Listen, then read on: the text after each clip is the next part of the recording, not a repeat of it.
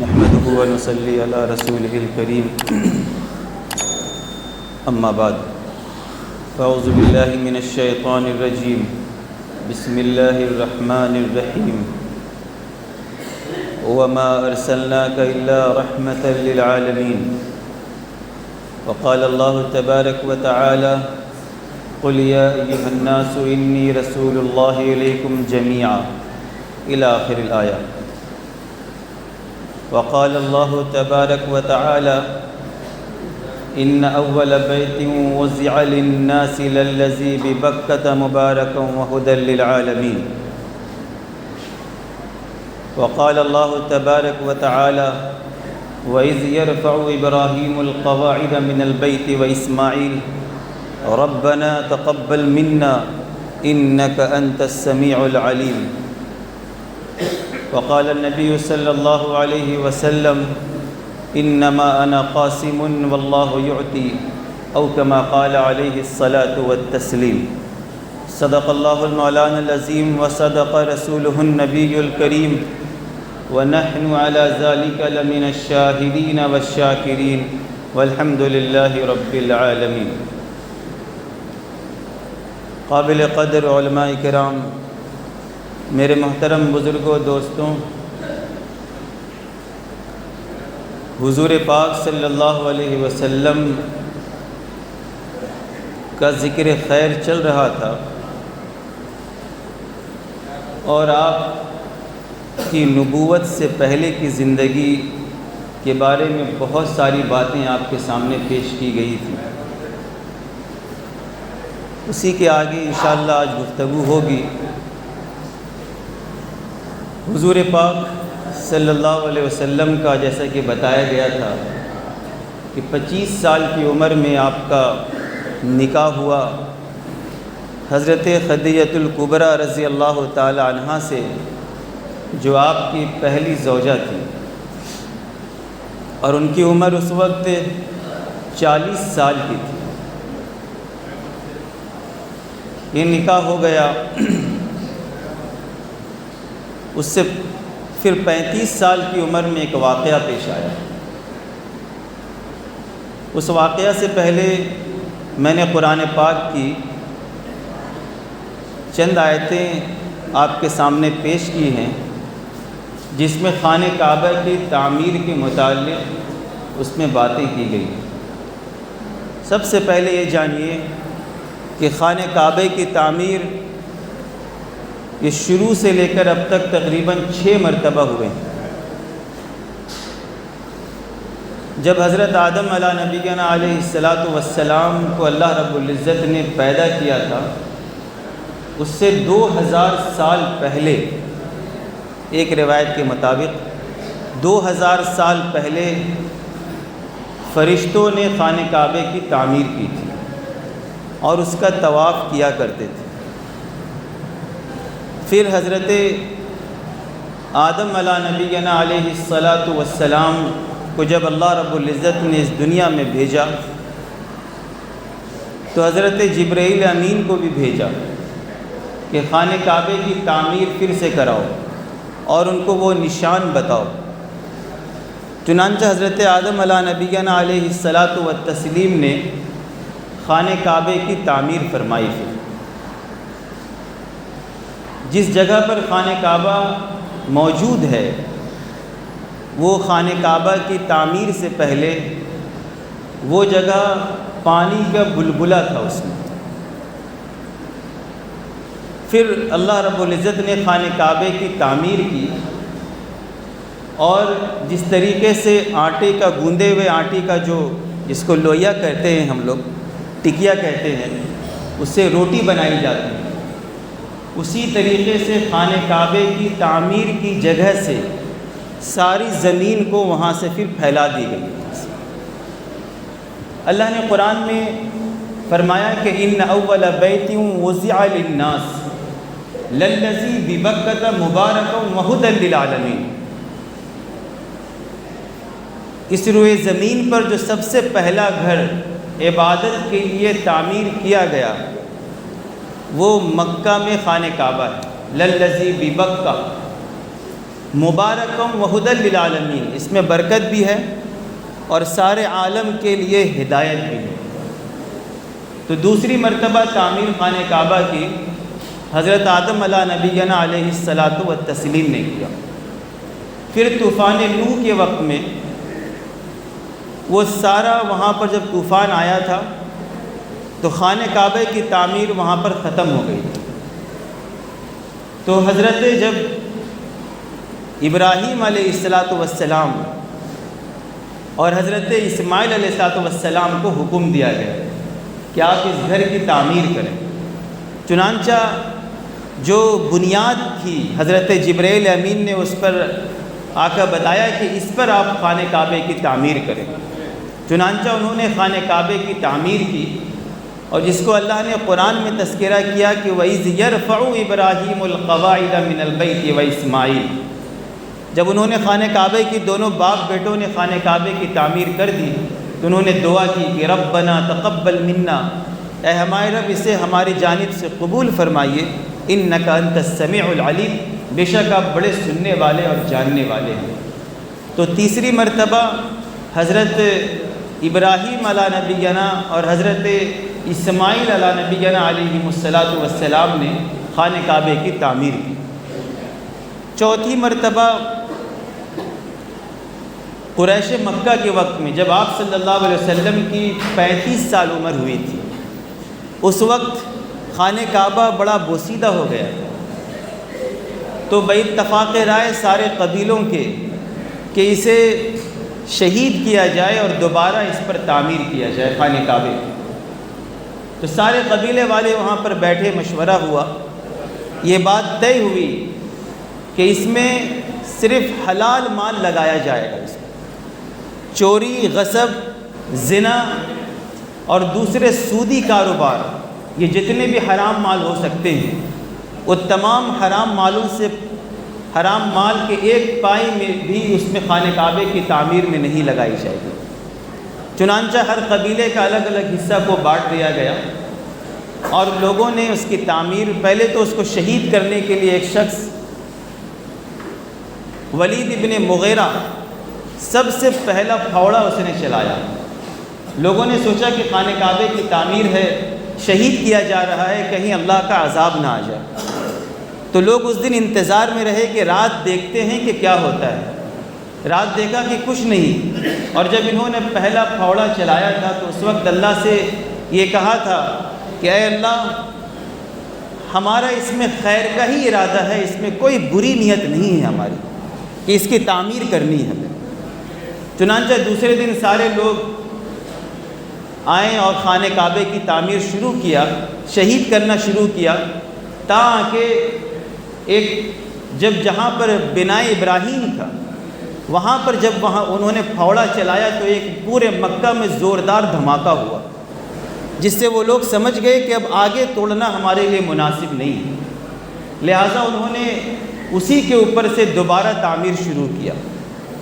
جب سارے قبیلے کے لوگ تعمیر کر لیے، اب ان میں لڑائی اس بات کی شروع ہوئی کہ حجر اسود کون قبیلہ رکھے گا، اور تلواریں نکل گئیں ان کی۔ قریب تھا 4-5 دن ہو گئے، اسی میں فیصلہ ہی نہیں ہو پا رہا۔ ان کا ایک سن رسیدہ، ایک بوڑھا آدمی، اس نے یہ مشورہ دیا کہ کل صبح سویرے سب سے پہلا شخص جو مکہ میں حرم میں یہاں داخل ہوگا وہ اسی سے فیصلہ کروائیں گے ہم لوگ۔ چنانچہ لوگ اس کے منتظر رہے اور صبح میں سارے لوگ جمع ہو گئے مکہ کے خانہ کعبہ کے پاس میں۔ دیکھا کہ سب سے پہلے جو خانہ کعبہ میں داخل ہو رہے ہیں وہ تاجدار مدینہ محمد رسول اللہ صلی اللہ علیہ وسلم کی ذات اقدس تھی۔ جو ہی لوگوں کی نگاہ آپ کی ذات اقدس پر پڑی ہے، لوگ کہنے لگے کہ ھذا محمد الامین رضینا، ھذا محمد الامین رضینا، ھذا محمد الامین رضینا، کہ یہ محمد صلی اللہ علیہ وسلم ہیں، امانت دار ہے، ہم ان کے فیصلے پر راضی ہیں۔ چنانچہ آپ علیہ الصلوۃ والسلام نے ایک چادر منگوائی اور اس چادر میں حجر اسود کو رکھوایا اور سارے قبیلے والوں کو حکم دیا کہ آپ لوگ ایک ایک کونا پکڑ لیں اس کے۔ چنانچہ سارے قبیلے والے ایک ایک کونا اس چادر کو پکڑ لیا، اور حضور پاک صلی اللہ علیہ وسلم نے ارشاد فرمایا کہ تم مجھے اپنا وکیل بنا دو۔ چنانچہ لوگوں نے اپنا وکیل بنا دیا، اور حضور پاک صلی اللہ علیہ وسلم اپنے دست مبارک سے حجر اسود کو اس کی جگہ میں رکھ دیا۔ تو ایک بہت بڑی جنگ، بہت بڑی لڑائی جو قریش کے درمیان میں ہونے والی تھی، آپ صلی اللہ علیہ وسلم کی دور اندیشی اور آپ کے ایک حکیمانہ فیصلہ سے یہ تمام چیزیں ٹل گئیں۔ پھر نبوت کا زمانہ شروع ہوتا ہے۔ نبوت سے پہلے جتنے بھی انبیاء علیہ الصلوۃ والسلام آئے ہیں تقریباً تمام کے اندر بتوں کی پرستش سے اور جتنے بھی برے کام ہو سکتے ہیں ان تمام کاموں سے شروع ہی سے ان کے دلوں میں نفرت رہتی تھی، شروع ہی سے۔ چنانچہ آپ علیہ حضرت علی رضی اللہ تعالیٰ عنہ کی روایت ہے، آپ سے پوچھا گیا کہ کیا آپ نے کبھی بتوں کی پرستش کی تھی؟ آپ نے، چونکہ نبوت 40 سال میں آپ کو ملی تھی، آپ نے فرمایا کہ نہیں۔ پھر کسی نے سوال کیا کہ آپ نے کبھی شراب پی تھی؟ تو آپ علیہ الصلوۃ والسلام نے فرمایا کہ میں تو اس کو نبوت سے پہلے ہی اس کو حرام سمجھتا تھا اس کو، اور چونکہ نبی کی شان ہی ایک الگ ہوتی ہے، وہ تو لوگوں کو ان تمام برائیوں سے روکنے کے لیے آتے ہیں، وہ خود اس میں نعوذ باللہ کیسے ملوث ہو سکتے ہیں۔ اس لیے انبیاء علیہ الصلوۃ والسلام نبوت سے پہلے ہی تمام جتنے بھی برے کام ہو سکتے تھے ان تمام برے کاموں سے ان کو نفرت ہوتی تھی۔ اسی لیے اللہ کے نبی صلی اللہ علیہ وسلم کے بارے میں اللہ نے فرمایا کہ وما علمناہ الشعر وما ينبغی لہ، کہ ہم نے آپ کو شعر کا علم نہیں دیا تھا، کہ آپ شعر نہیں کہا کرتے تھے، اشعار نہیں کہا کرتے تھے آپ، اور آپ کو اس سے بڑی نفرت تھی۔ ہاں، بعض صحابہ کرام کہا کرتے تھے اشعار، اللہ کے نبی صلی اللہ علیہ وسلم ان کو کہتے تھے کہ تم اشعار کہو، لیکن وہ اشعار ہوتے تھے جو شریعت کے دائرے میں ہوا کرتے تھے، حضور پاک صلی اللہ علیہ وسلم کے مدح میں ہوا کرتے تھے، آپ کی تعریف میں ہوا کرتے تھے، وہ اشعار کہنا جائز ہے۔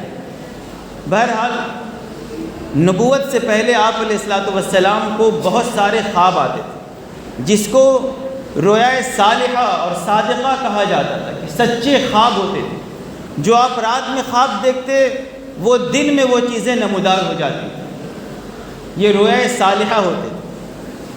اسی لیے اللہ رب العزت نے ابراہیم علیہ السلام کے بارے میں بھی فرمایا کہ وَلَقَدْ آتَيْنَا إِبْرَاهِيمَ رُشْدَهُ مِنْ قَبْلُ وَكُنَّا بِهِ عَالِمِينَ، کہ ہم نے ان کو نبوت سے پہلے ہم نے ان کو رشد اور ہدایت دے دی تھی ان کو۔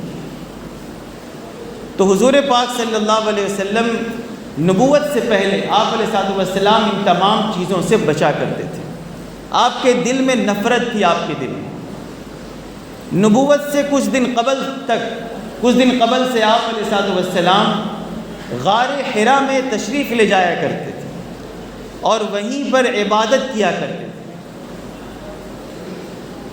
عبادت کی کیا شکل تھی اس کے بارے میں حدیثوں میں کوئی وضاحت نہیں۔ بعض لوگوں نے کہا کہ آپ مراقبہ میں رہا کرتے تھے، آپ تذکیر میں رہا کرتے تھے، اللہ کا ذکر کرتے تھے، اور بعض مفسرین نے یہ کہا ہے، بعض مورخین نے یہ لکھا ہے کہ آپ کو الہام ہوتا تھا کہ حضرت ابراہیم علیہ السلام یا دوسرے نبی کا کیا عمل ہوتے تھے، وہ عمل آپ علیہ السلام کیا کرتے تھے، لیکن پورے طور پر وضاحت نہیں ہے کہ آپ غار حرا میں کس طریقے سے عبادت کیا کرتے تھے۔ آپ علیہ السلام غار حرا سے تشریف لاتے گھر، اور ستو اور کھانے کی چیزیں وغیرہ لے کر آپ چلے جاتے، اور جب تک وہ توشہ رہتا آپ وہیں پر تشریف فرما ہوتے اور اعتکاف فرمایا کرتے تھے۔ آپ اسی دوران میں دوشنبہ یعنی سوموار کا دن، پیر کا روز، ایک روایت کے مطابق 8 ربیع الاول کو اور ایک روایت کے مطابق رمضان المبارک کے کسی تاریخ کو آپ علیہ الصلاۃ والسلام کو نبوت سے سرفراز کیا گیا۔ چنانچہ آپ علیہ الصلاۃ والسلام جب غار حرا میں تشریف فرماتے اور اعتکاف میں تھے آپ، تو ایک فرشتہ آتے ہیں اور آپ کو زور سے دباتے ہیں اور کہتے ہیں کہ پڑھیے، اقرا، پڑھیے۔ آپ علیہ الصلاۃ والسلام نے ارشاد فرمایا کہ ما انا بقاری، کہ میں پڑھ نہیں سکتا۔ انہوں نے زور سے دبایا، حضرت جبرائیل امین بہت زور سے۔ پھر آپ علیہ الصلاۃ والسلام کو پھر چھوڑے، پھر انہوں نے کہا کہ اقرا، پڑھیے آپ۔ تو حضرت محمد صلی اللہ علیہ وسلم نے ارشاد فرمایا کہ ما انا بقاری، کہ میں پڑھ نہیں سکتا۔ حضور پاک صلی اللہ علیہ وسلم، اس سے پتہ چلتا ہے، ایک روایت ملتی ہے کہ آپ علیہ الصلاۃ والسلام کو تحریری شکل میں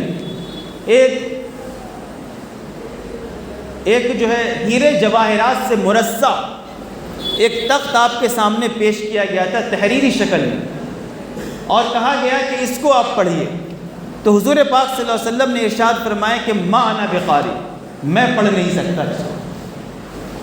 تو حضرت جبرائیل امین تیسری بار انہوں نے پھر دبایا اور یہ کہا کہ اقرا بسم ربک الذی خلق، خلق الانسان من علق، اقرا وربک الاکرم الذی علم بالقلم، علم الانسان ما لم یعلم۔ یہ قرآن پاک کی پہلی آیت یہ نازل ہوئی اور یہ کہا گیا کہ اقرا، پڑھیے اپنے رب کے نام سے جس نے تمام کائنات کو پیدا کیا۔ خلق الانسان من علق، اور انسان کو خون کے لوتھڑے سے پیدا کیا۔ اقرا، پڑھیے، وربک الاکرم الذی علم بالقلم، اپنے رب کے نام سے جو بڑا مکرم ہے، کریم ہے۔ اقرا وربک الاکرم الذی علم بالقلم، کہ انسان کو قلم سکھایا، قلم سے لکھنے کے لیے علم سکھایا۔ وعلم الانسان ما لم یعلم، اور انسان کو وہ چیزیں سکھایا جو وہ نہیں جانتا۔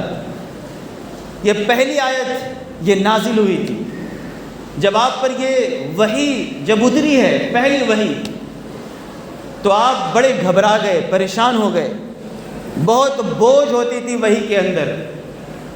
اسی لیے آپ علیہ الصلوۃ والسلام جب گھر تشریف لائے دوڑے دوڑے، حضرت خدیجہ الکبریٰ رضی اللہ تعالیٰ عنہ کو فرمایا کہ زملونی زملونی، مجھے کچھ اڑھاؤ، مجھے کچھ اڑھاؤ۔ انہوں نے اڑھا دیا۔ کچھ دیر کے بعد افاقہ ہوا تو حضور پاک صلی اللہ علیہ وسلم نے اپنا سارا واقعہ کو بیان کیا۔ وحی کا بوجھ بہت زبردست ہوتا ہے۔ اللہ نے قرآن میں بھی اس کا تذکرہ کیا، انا سنلقی علیک قولا ثقیلا، کہ اس کا ثقل اور بوجھ، کہ ہم آپ کے اوپر ایسا کلام نازل کرنے والے ہیں جو بہت ثقل ہوگا، بہت بوجھ ہوگا اس کو۔ اسی لیے آپ علیہ الصلوۃ والسلام جب کسی ناقہ پر ہوتے تھے، اونٹنی پر ہوتے آپ، اور وحی اترنا شروع ہو جاتی تھی تو وہ ناقہ بیٹھ جاتی تھی، وحی کا بوجھ برداشت نہیں کرنے سکتی۔ حضرت زید بن ثابت رضی اللہ عنہ فرماتے ہیں کہ ایک دفعہ آپ کا ران مبارک میرے ران کے اوپر تھا اور اسی وقت وحی اترنی شروع ہو گئی۔ وہ فرماتے ہیں کہ وحی کے بوجھ سے ایسا محسوس ہوا کہ میرا ران یہ چورا چورا ہو جائے گا، اتنا بوجھ ہوتا تھا اس کے اندر۔ اور آپ علیہ الصلوۃ والسلام بڑے پریشان تھے۔ ایک روایت میں یہ بات آتی ہے، جب آپ کو نبوت سے سرفراز کیا جانے لگا، جیسے کہ میں نے پچھلے ہفتہ بھی بتایا تھا آپ کو کہ اللہ کے نبی صلی اللہ علیہ وسلم کو بعثت کے وقت میں آپ کے سینہ مبارک کو چاک کیا گیا تھا، اسی طریقے سے اس وقت بعثت کے وقت میں آپ علیہ الصلوۃ والسلام کو آپ کے سینہ مبارک کو چاک کیا گیا تھا۔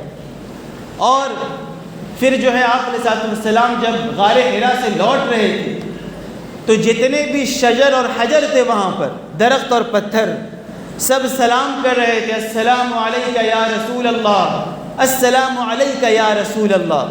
جتنے بھی شجر اور حجر آپ علیہ الصلوۃ والسلام کو سلام پیش کر رہے تھے۔ آپ علیہ الصلوۃ والسلام کو حضرت خدیجہ الکبریٰ نے آپ کو تسلی دی، اور آپ کو جو پریشانی ہوئی، جو مصیبت آپ کو لگی کہ پتہ نہیں ہے کیا ہو رہا ہے، یہ فطری تقاضے تھے، وہ بشری تقاضے تھے۔ اس کی مثال آپ دیکھیے کہ حضرت موسیٰ علیہ الصلوۃ والسلام کو جب اللہ رب العزت نے عصا کا، لاٹھی کا معجزہ دیا، اور اللہ نے حکم دیا کہ اسے ڈال دیجئے زمین پر، جب انہوں نے ڈال دیا تو وہ سانپ کی شکل اختیار کر گئی وہ عصا، تو حضرت موسیٰ علیہ الصلوۃ والسلام بھاگے، تو اللہ نے آواز دیا، اور پیچھے مڑ کر بھی نہیں دیکھ رہے، اور آواز دی اللہ رب العزت نے، اقبل ولا تخف انک من الآمنین، پیچھے مڑ کے دیکھیے، رکیے، خوف مت کھائیے، انک من الآمنین، آپ امن اور سکون میں رہیں گے آپ۔